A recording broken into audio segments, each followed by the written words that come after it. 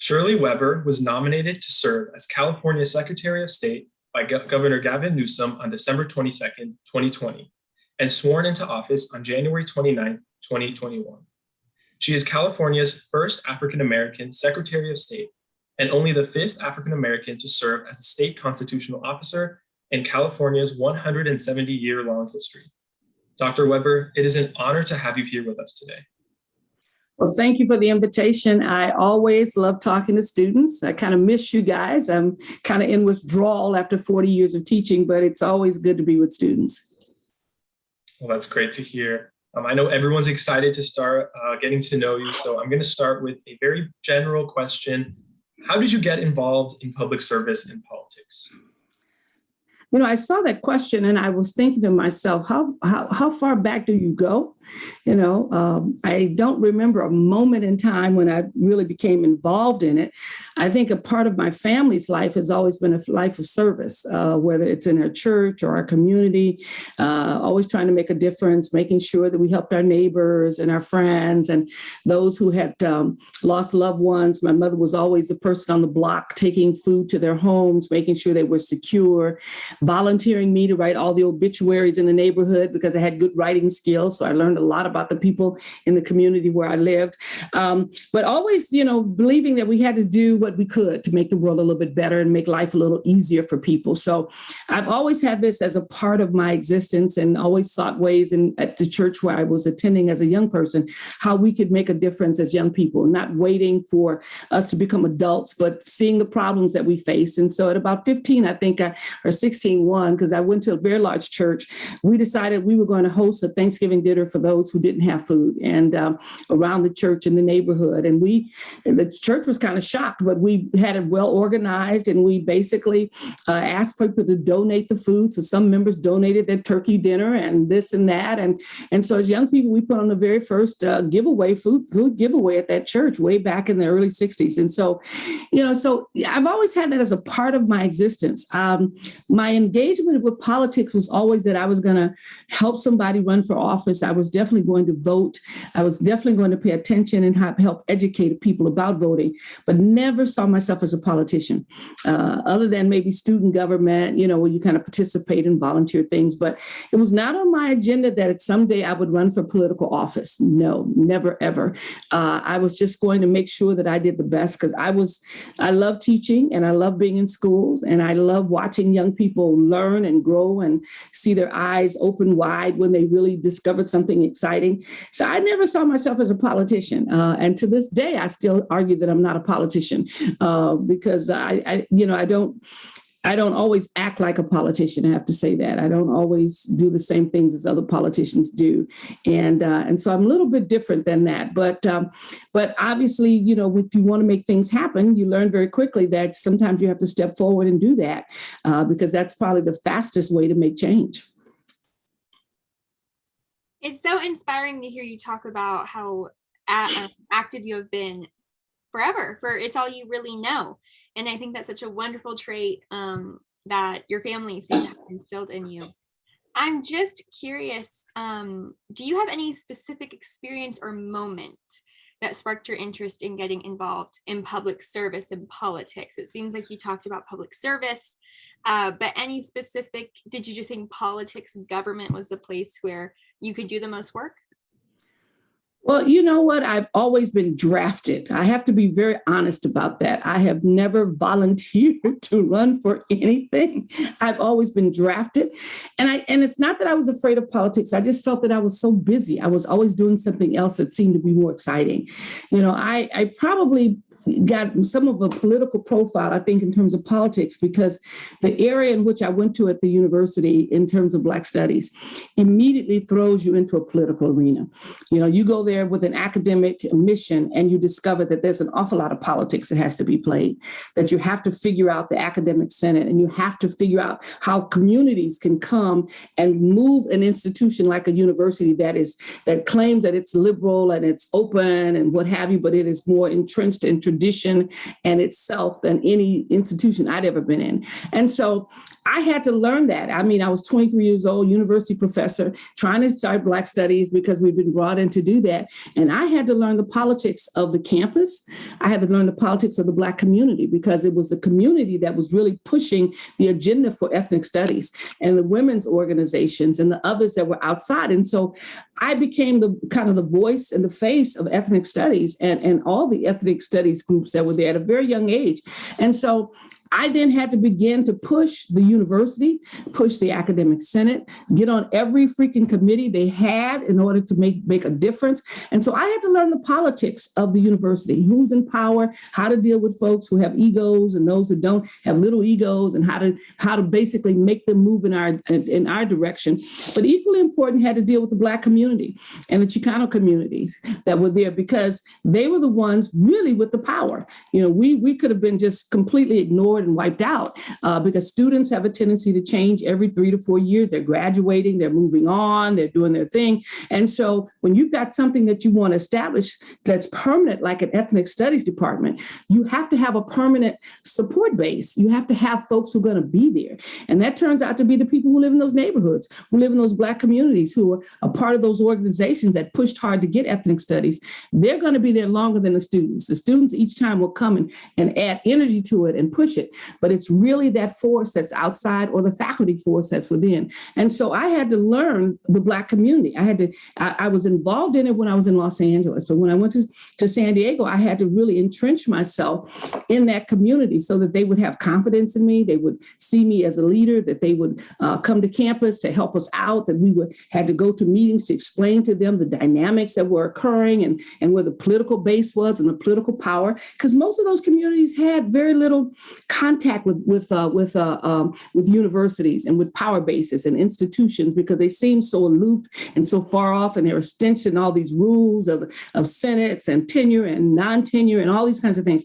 So at a very early age, I got thrown in the fire. You know, I got thrown in the fire, and as a result of that, I kind of met people along the way who then, when I had children, I got even more in the fire because they were in schools, and I had to then deal with the school board and challenge some of the policies that I thought were inadequate. Being an activist and studying Black movements, the first thing I knew that if I wanted my schools to be better, my children had to be in those schools, that I could not put them in private school because then that allows me to only participate as an observer. You know, when my kid was enrolled in that school in the Black community, I was in the school. You know, I was the school. I was the force. And so that if the school's going to get better, it's because I had people there that were going to work and do it. And so I recruited other Black parents to come to the school where my kids were, parents who were teachers and who were others, some former students of mine, because we wanted to make a difference at Encanto Elementary School. And we did. And so as a result, we got very involved with the policies at the school board, some policies that were very detrimental to Black and brown communities or poor communities. And we got involved. And I discovered that, you know, because I had all this Ph.D. and some time and some knowledge, that the community people loved it because then I could write the documents for them. I could go before the board and articulately express better than the board members themselves the policies that they were trying to push on us.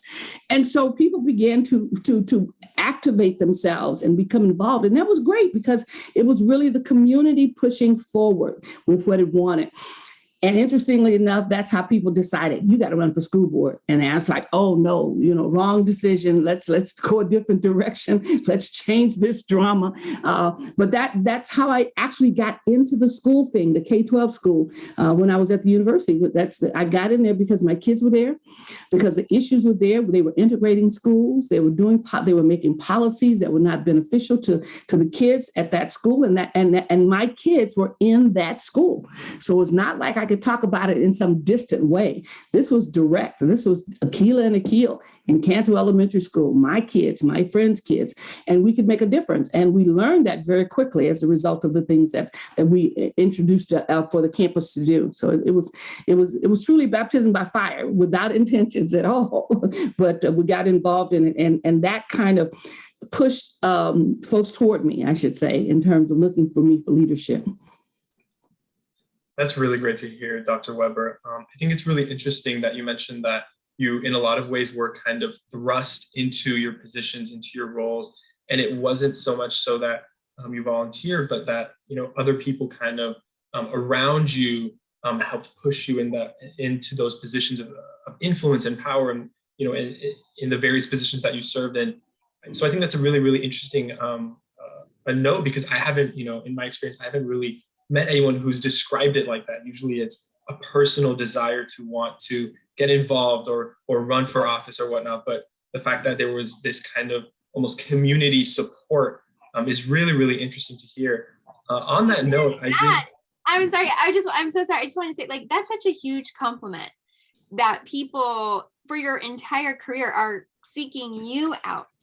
I just think for me, especially a public policy student and someone interested in government and politics, like that is just the highest form of compliment of, you're meeting the task, but everyone's rallying around you and like guiding you in this path and wanting you and recognizing all your strengths and everything that that's so true. But also because I didn't see politics as the only way I could make a difference. Mm-hmm. You see, I believe very strongly that it didn't matter where I was going to be. I was going to help. I was going to do something. I was going to make a difference. If it's working in a social organization in the community, which I worked in a lot of them, and I didn't have to be the leader. I never felt I had to thrust myself to be the leader. I believe very strongly that the best people in organizations are great followers. I mean, folks who can follow through on things, who can work with the leader that's there. And so I had no problems in following folks. I had no problems in being a great leader, a great member of an organization. And so it wasn't the only way to make a difference. And I think sometimes when I meet people and they believe that the only thing they can do is run for office, the only way they can make a difference is to become an elected official. I think that is so, I don't know. It's not that I want to kill people's desire to run for office, because I think people who want to run should run. But it somehow or another limits your view of the world, because only one person's going to win. So if you don't win, what do? You sit around and wait to win? No, you keep working in the world where you live. You make a difference where you are. It doesn't matter whether you're the assembly member or you're on the staff or the volunteer for the assembly member. You have a task, an opportunity to make a difference. And that's why my kids always say, I'll never stop working. And that's probably true, because I'll always make a difference. They say, what are you going to do when you're no longer in office? I said, I'm going to do what I'm doing now. I'm going to help kids. I'm going to advocate for stuff. I'm going to find a way to do something. I'm going to create an international program that I've done before to help young people travel and see the world. I'm going to deal with the issues of race and try to change that. I mean, there's just so much to do that. Yeah, elected officials can do some of that, and some will. But there's also so much that you can do just as a citizen, just as a person in your community, just as a student at your school. I had so many students who did so many amazing things when they were students. Amazing things. Some of them have moved on, and some of them have taken those things they've done and turned them into life work. So it doesn't necessarily mean we all have to be elected officials. It's good when we get elected officials who will respond to the needs and help us. But elected officials need strong community leaders and people in the community to add life to the policies that we make. I mean, so I didn't see it as something that I had to do to make a difference. And sometimes it makes it easier. Sometimes it complicates matters. But I was just a servant. And every time I looked around, somebody was calling me, because they knew I was strong. I was determined. I wouldn't sell them out. Nobody could buy me. I wasn't looking for a job in the community, so I wasn't pimping the poor. I mean, I was just trying to make the world better. And it was always a compliment when people would come to me and I'd say, you know what? I think, we can find somebody else. And they would always say, no, we found somebody. And sometimes I'd argue with them and make them find somebody else. But it's nice that people think that you can do things. And it is a compliment. It is a compliment that people see you, even when you're not trying to be seen. You're just doing what you got to do. I think that's such a powerful message, that you don't have to be an elected official in top level of government to actually make a difference, to actually give back to the community. And you see a lot where people feel that they need that position, they need that power, they need that those connections, that influence or whatnot, to actually serve their communities, to actually make a difference. a positive difference. But I think it's so amazing that, given your history and then all the amazing work you've done, that even you would admit that you don't have to you don't have to go down that path to make a difference. I think that, is such a powerful message. On that note, I do want to ask, I know we talked about you don't have to be an elected in office, but you did serve as an assembly member in California. And on campus, we have a lot of students who are interested in that, who are interested in getting involved in that capacity. I wanted to ask, what was your experience like, running for office, running a campaign, and then actually being an assembly member? What was that experience like? It was, when you run for office, I tell people all the time, if you want to run, you have to really commit yourself. And that's something that you want to do, because it is a very lonely experience. And most people don't talk about it that way, but it is a lonely experience. That once you decide to run, there'll be people who will come and go, and a few will stay. But in the end, it is you. You are the one who has to do all the stuff that's necessary. You have to make all the appearances. You have to beg for money. You have to raise the money that's there. You have to take all the stress, because it's extremely stressful. I mean, people call you with all kinds of things late at night, early in the morning. I saw your opponent on television. Why weren't you there? Oh my God. You know what? I'm telling you, it can drive you insane. I mean, people will, because they want you to win, and they're nervous about it, and they don't have the big picture of everything that's taking place. And so it is a very stressful kind of experience. And then when you run for an area, and when you run and you've never had, you've not yourself had someone as a role model to work with you, it becomes really difficult. I was fortunate that Tony Atkins had helped me, wanted me to run, talked me into running, and said, I'd help you. And that was great, because she did. But I didn't have an African-American role model. I didn't have someone who could understand the issues of not only gender, but also issues of race. I didn't have, when you're running in a city like San Diego, where there's never been an African American who has actually won an assembly seat in the history of California, and you're running in this office, and so you're trying to manage not only one community but several different communities, meet those needs that are there. You hope you're doing the right thing. You've got great campaign people, and when I ran for the assembly, I had a great person who understood my story. And that was important, because then my story became the things that people remembered: who I was, where I came from, how I had come from from Arkansas and projects onto universities, and began to interact in that circle. Because when you're in a city like San Diego, in this situation, I go to events, and this is even before I ran. I was the only African American in the room. I was only African-American female sometimes. And every now and then there'd be a male. But most of the time, in the high-level political world that I operated in at that time, I was the only African-American in the room. So you got a tremendous amount of pressure, because everybody knows who you are, because you're the only African-American in the room, and everybody watches, and everybody's looking for what you're going to do, and the signs and symbols. And so it became very, very, it can be very stressful. At that point, it can be very stressful. But I had great staff.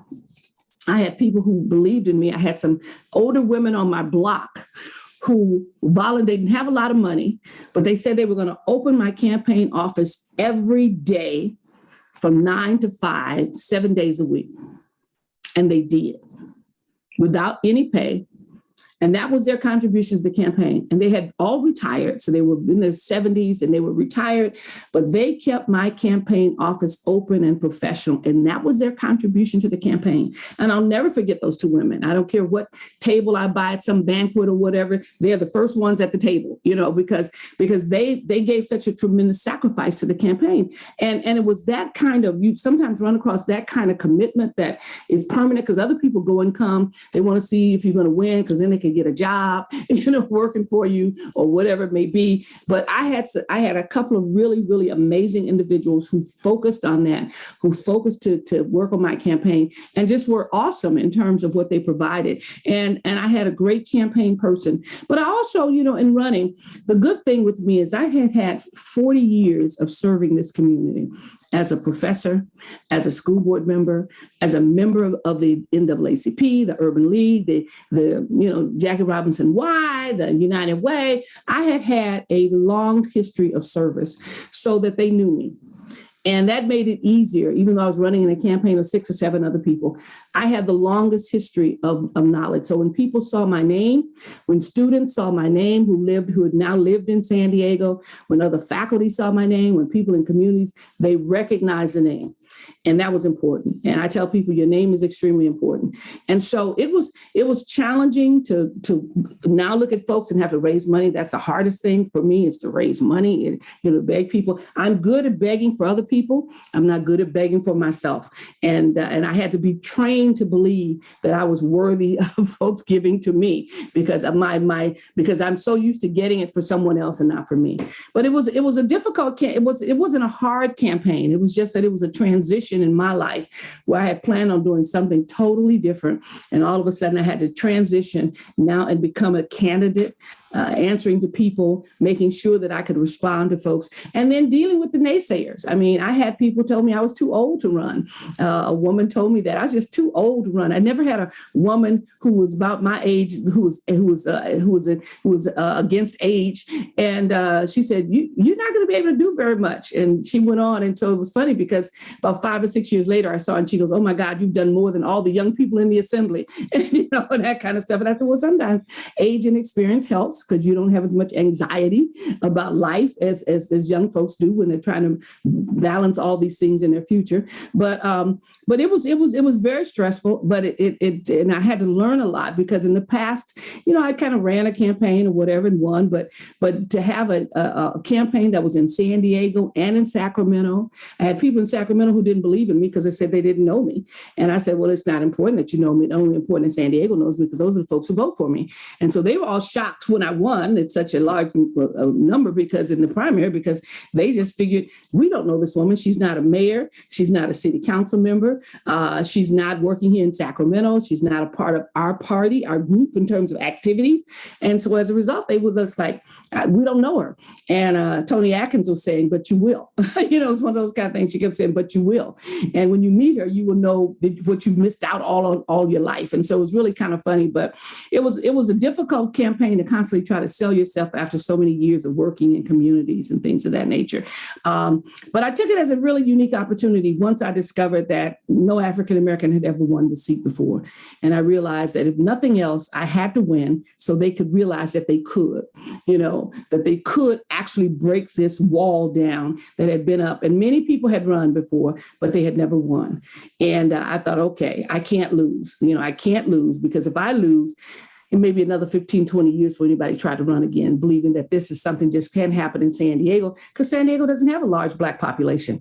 But it does have an opportunity for people to meet an awful lot of people. And there are a lot of people here who will evaluate you based on who you are and what you've done, much more than the color of your skin.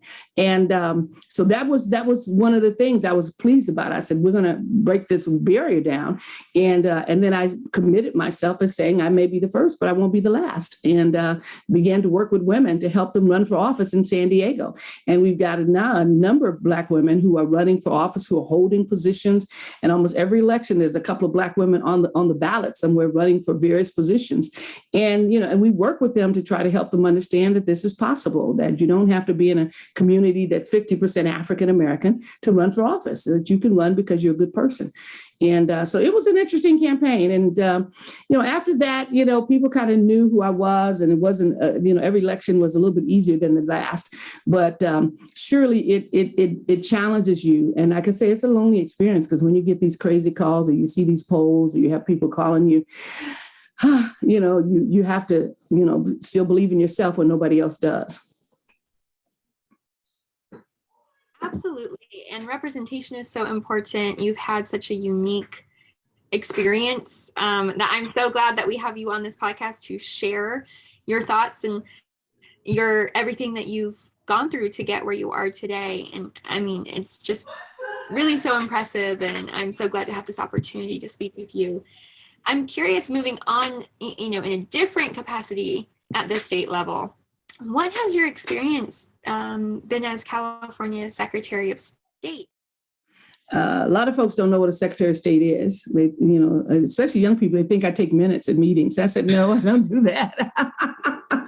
But then they know something about Secretaries of State, and they think it's an international experience. And we do some international things. I mean, we do some international verifications of deaths and birth certificates and all those kinds of things. But it's so we spend a little bit of time explaining to people what the Secretary of State does and the important role that it is. And then people become impressed when they discover that of the constitutional officers, there are 8 of them. Secretary of State's number 3. It's the governor, the lieutenant governor, then it's the Secretary of State. In terms of succession, if something were to happen to people, you become governor eventually at some point. So that's that in itself kind of emphasizes the relationship between what we do and what others do as well.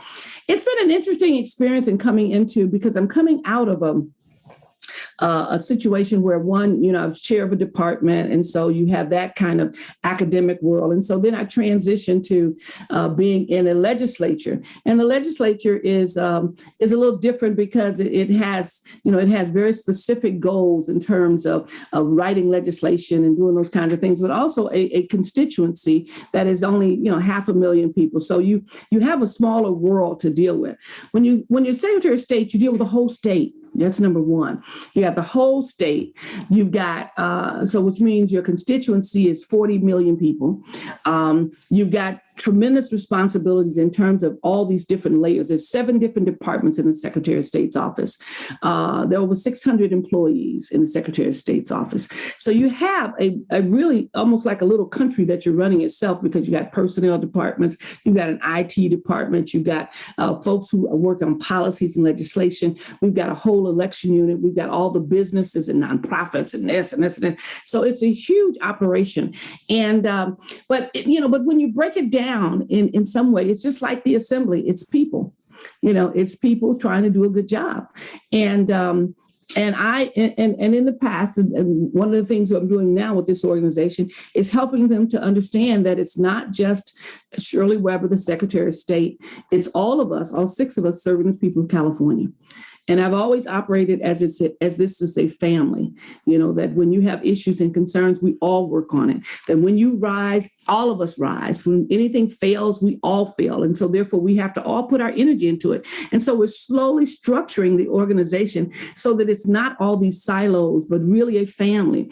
And I had a guy the other day I was working with, and he was in one of our departments, and they were sharing me all the new things that they're doing. And then he began to cry and said, "This is the first time I've really had anybody in this office to care about us, And I said, well, this is a family. This is my family Monday through Thursday. You folks are the ones that I'm working with. We're basically going to be successful together, or we're going to fall on our face together. And we're determined to be successful. So it's been a unique experience for me to work with a state agency, because oftentimes, people who run those state agencies come and go, and they only serve a certain period of time.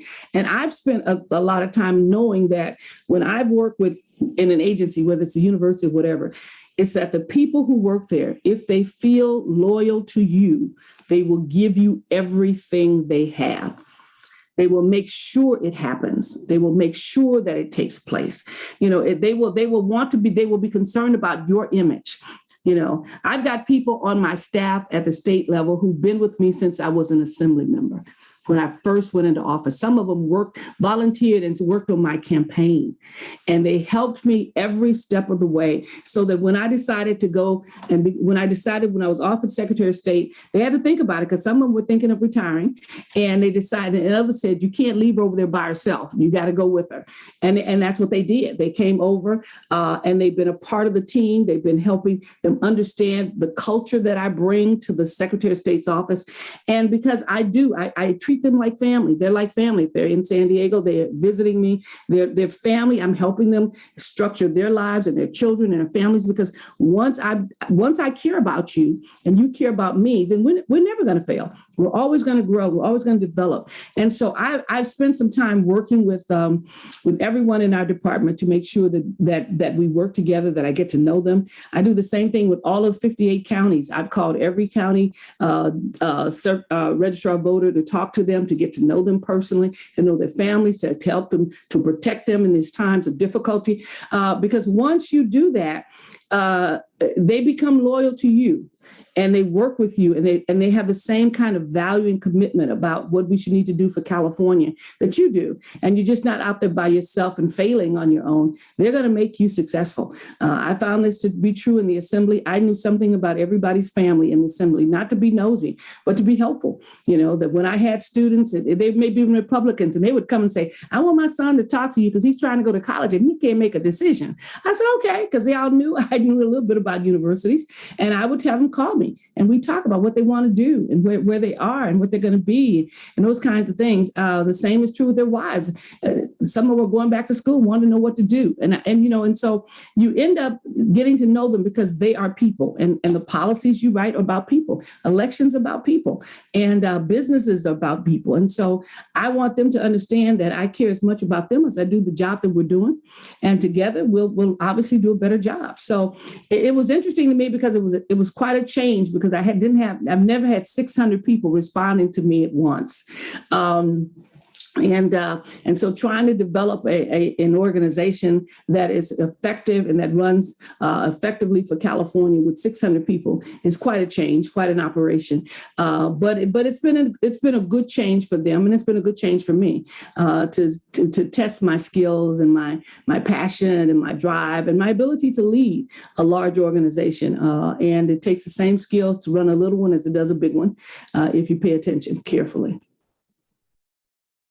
Awesome. Thank you so much, Dr. Weber. I think it was so interesting to hear your thoughts on your current position, how it relates, the similarities and differences between that and your experience as an assembly member. And then also how one thing that I love, this theme that you keep talking about, this camaraderie, this teamwork, this community, that, yes, you're the Secretary of State, but there's a team behind you, and the value that you put into your staff, it's just so amazing to see, because I feel like a lot of people, a lot of members of the public might perceive it as, might not see that, and they don't see that, but it's great to hear that you value the people that have helped you out throughout your career. And it's just so amazing to hear. In that same vein, to kind of wrap things up, I wanted to ask, we talked a lot about public service. It seems like you've devoted your entire life to public service. What about students like us or other community members? What advice do you have for people who maybe aren't as involved right now, but want to get involved in helping their communities and helping their schools or any other organizations? What kind of advice would you give to students and other members of the community who are interested in that kind of public service that you've been describing? One of the things I always say is that never wait for the big moment. Do it now. When I think about all the things I've been involved in, I've never really probably been involved in anything that's really, really big, where you get a lot of credit from and you become famous for being on so-and-so's team or whatever, I don't know. Because people wait for that. And sometimes you waste a lot of valuable time and you miss some wonderful lessons because you missed the opportunity to do the small things. And it's those small things that create the big things. There's so much to do, I tell young people. Just think about what you want to do and start putting it together.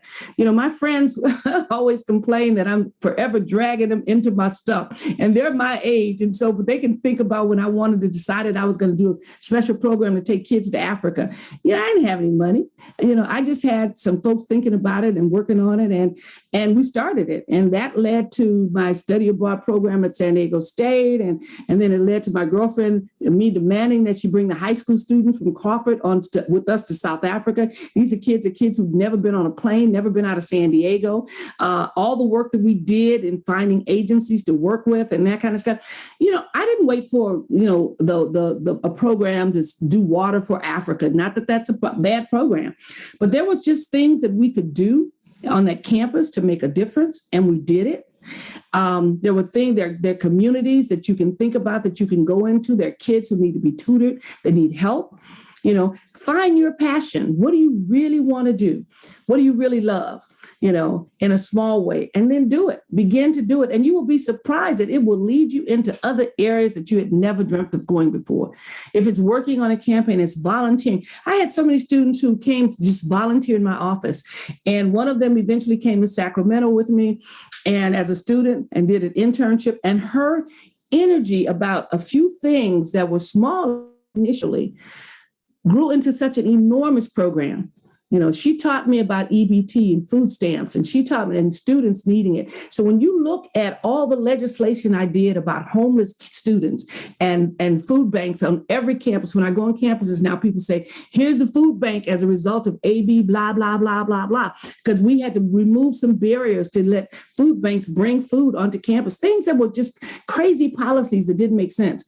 All of those things emanated from one girl who came to volunteer in my office, who came to volunteer on my campaign, who then decided she wanted to go take a semester and volunteer at Sacramento State, at Sac State, and work in my office, and began to educate me and my staff about the life of a student.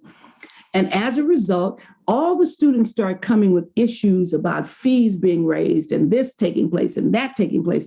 And much of that legislation revolved around this one girl who told us about food stamps and a problem she had in getting food on campus. So when I look at that and people say, oh, you did all this work on students and you did all this stuff to help college students. And it really was this one girl, this one person. I saw it not long ago who basically came and did and helped us begin the process. And so never underestimate your ideas, the little things that are there that an elected official won't take you in, won't help you do some things, or some agency who needs some people just to volunteer to come pass out food at a food bank or something. Never underestimate the power of the little things you do. I sat with a student recently when I was in the assembly. She came to visit me in the office.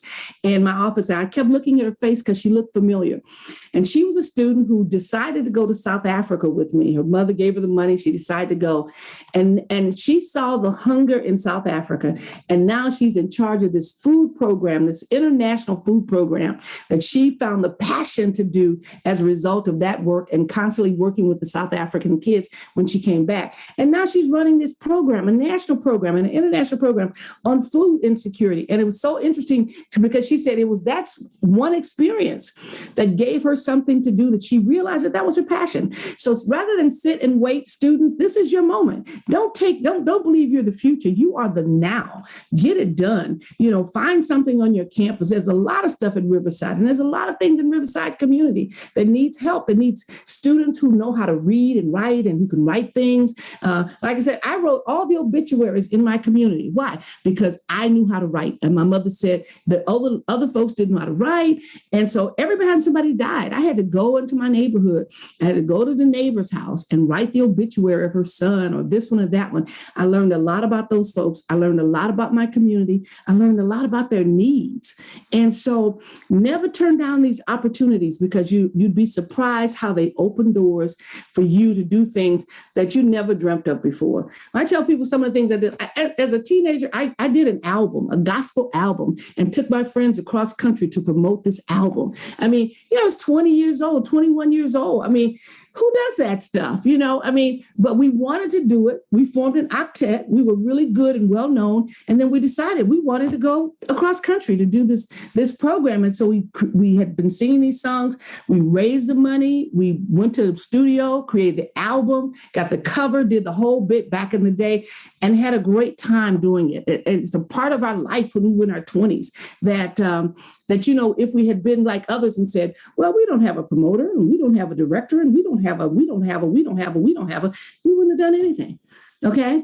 So do what you want to do. It's your opportunity to try things, make mistakes, do good work, find meaning in your life. Stop waiting for tomorrow. It is now. It is now that you make that difference. You don't have to be an elected official. You'd have much more fun not being one. I think that is an amazing note to end on, that you don't have to wait for tomorrow to do it now. And I think that message that you mentioned about not waiting for the big moment, not waiting for the big thing, but that the little things do matter, is so powerful, coming from your experience and your position, Dr. Weber. That it was amazing to hear you speak on not only your career in public service and the amazing work you've done, but the message that you, not only that you give, but that you also embody yourself. It was an honor to speak with you about Thank that. you very much for the invitations. Thanks to both of you. Maddie, was glad to have you in and out, but it's good to see you.